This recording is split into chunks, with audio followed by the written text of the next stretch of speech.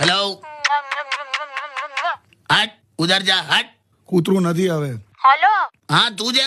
આ બધું કોને બોલાવ્યું? અરે હું કિસ કરું છું તમને કરીને. અથવા હું ડાયરેક્ટ ફોન પર કરે, ખબર પડે અમને. અરે વેલેન્ટાઇન વીક આવવાનો, તમે કેમ આમ કરો છો? તમારે હવે કિસ કર્યા કરવાની તને. તો તમે આ વખતે પણ રોમેન્ટિક નહીં થાવ.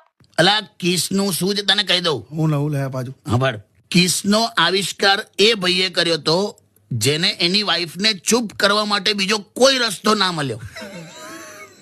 આખી રોમેન્ટિક વાત હતી ને તમે. આ માનસિક શાંતિનું છે, રોમેન્ટિક માટેનું છે જ નહીં કિસ વાળું. તમે જાઓ યાર. તમે મૂકી દે. એટલે આ વખતે તમે મને રોઝ પણ નહીં આપો. મારે હું રોજ આપવાનું? બે રોજ એટલે ગુલાબ કે છે.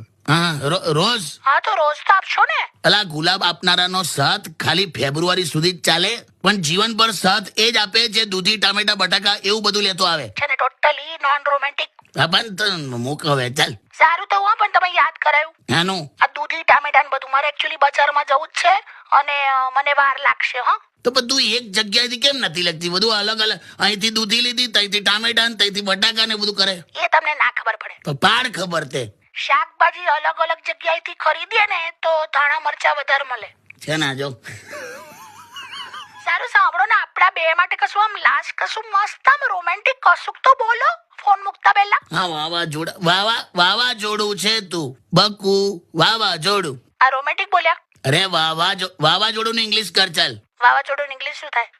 વાહ જોડું એટલે ગુડ કપલ. હે બોરે તું. વાહ જોડું ગુડ કપલ હોય યાર. હા બાજી. વાવ એટલે આપણે વાવાઝોડું. હા, ગુડ કપલ. વાવાઝોડું. વાહ, મોડે કરી નાખ, ચાલ. વાવ. મૂકી દે. ખરા છો લા. તારે હું લાભ પત્યું ને.